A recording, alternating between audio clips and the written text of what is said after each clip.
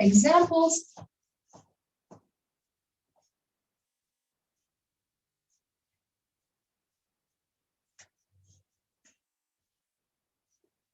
So remember that since we introduced parametric equations, we're interested in converting everything that we learned before in terms of x and y in terms of t.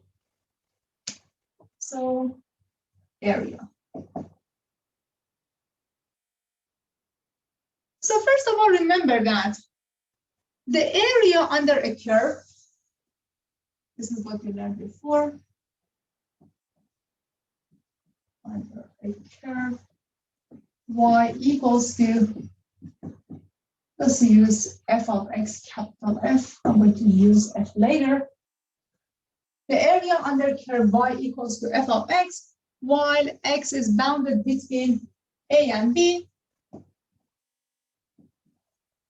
A is equal to the integral, definite integral a to b, y dx.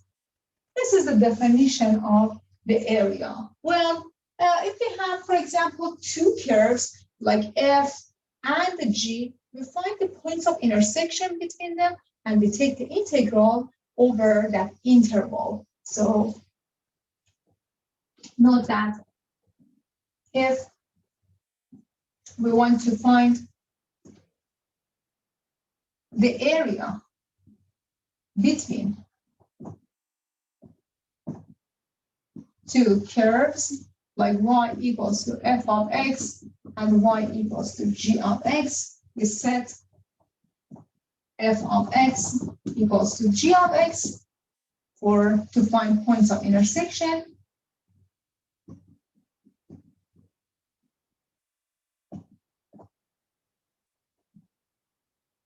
And then we substitute a and b by those points of intersections. Now that we define parametric equations, remember we said x equals to f of t and y equals to g of t. So we're going to introduce formula to calculate the area in parametric. For x is equal to f of t and y is equal to g of t. So a is equal to the integral. What is y? Y is g of t dx. X is f of t. So dx is f prime t dt. F prime t dt. And t ranges between alpha to beta. This is dx, and this is your y. We just follow the exact same formula that we learned before to calculate the area. But for y, we're using g of t.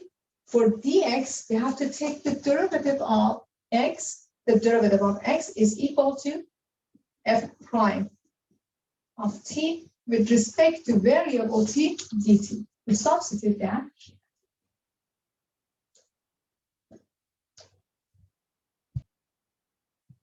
So as you can see, we keep using what we defined before and trying to manipulate the formulas that we saw in elementary calculus, and we introduce some new formulas.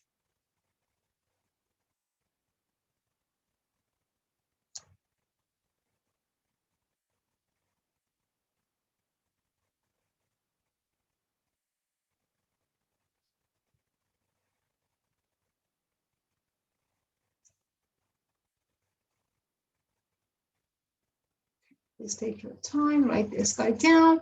Then I'm going to write down the formula for surface area.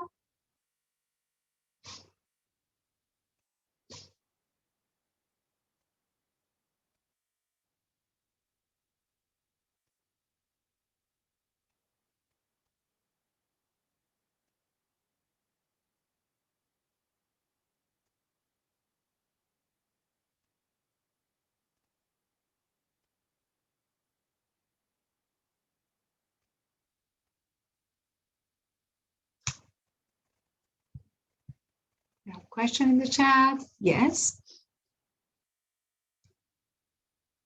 No, Monday is holiday. Yeah, it's a long weekend. So we don't have any class on Monday. We can rest a little bit, I know. We didn't get any break between the finals and the summer. So we can use that long weekend. Sure.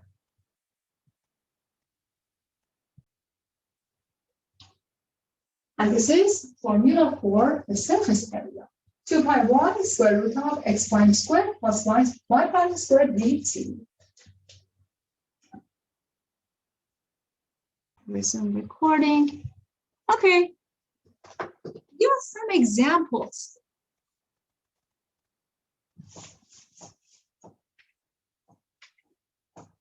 So this is the area. This is the arc length. Need to leave this here. And this is the surface area. These are all of the formulas that we just learned. Let me write this down here.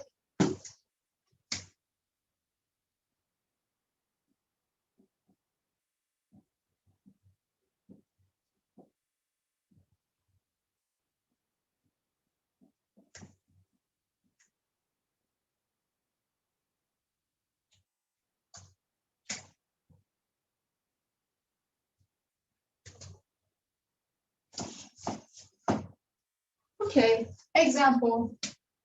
This example says, find the area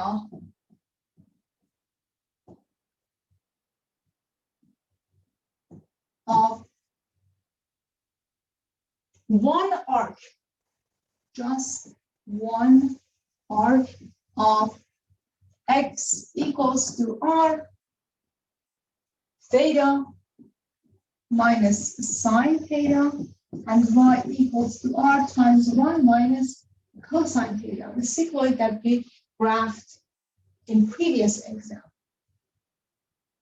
Okay, perfect. Remember that when you're dealing with area, the very first step is to graph. Step 1, graph it. Before doing any algebra, any calculus, any formula, quickly graph this. By looking at the graph, what you're going to see, since it's worked with just one arc, the one arc starts, for example, from 0 and it stops at 2 pi. 0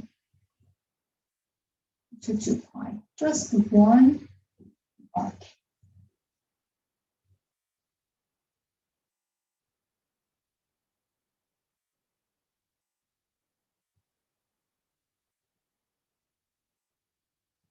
Okay, perfect. So our job is to find this area here. We have a formula for our area. Let us use it. A is equal. Integral. My theta is bounded between 0 to 2 pi. And then I have g of t, which is my y. So I'm going to copy down y here. R times 1 minus cosine theta times f prime of t dx. So I need to take the derivative of x, which is r1 minus cosine theta d theta. So this is your dx, everyone. This is your x, and this is dx. R times the derivative of theta is 1. The derivative of sine is just cosine. The rest is what you learned in math 1b, taking the integral. So first of all, here we have r, so we can write r in front of our integral. R squared integral 0 to 2 pi. Here we have 1 minus cosine theta times 1 minus cosine theta. So here you have 1 minus 2 cosine theta plus cosine squared of theta d theta. I just multiply 1 minus cosine theta by 1 minus cosine theta. So remember that this guy has exponent 2. We need to convert this. Cosine squared of theta is equal to 1 plus cosine 2 theta divided by 2. It has exponent 2, so we cannot just take the integral of cosine squared. We have to replace that by 1 plus cosine 2 theta divided by 2. This is what we learned in elementary calculus. So this is equal to, A is equal to r squared integral 0 to 2 pi 1 minus 2 cosine theta plus 1 plus cosine 2 theta divided by 2 d theta.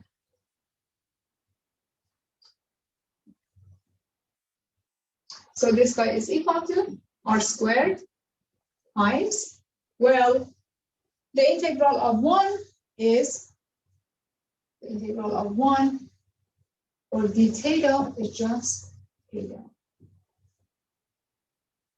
Theta minus 2 sine theta, the integral of cosine, sine theta. And then here we have a half, the integral of a half d theta is theta divided by 2.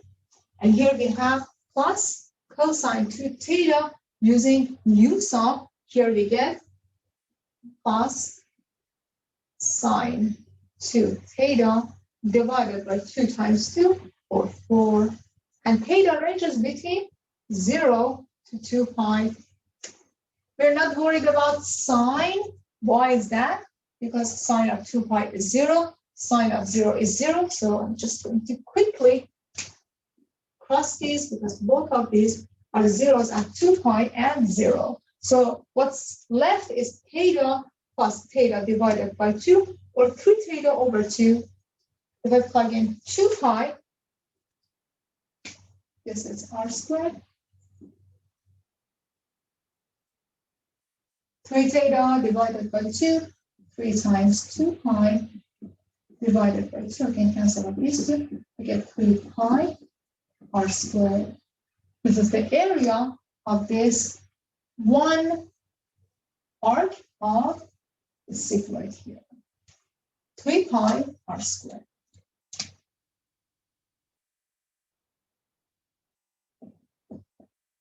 So it depends on r.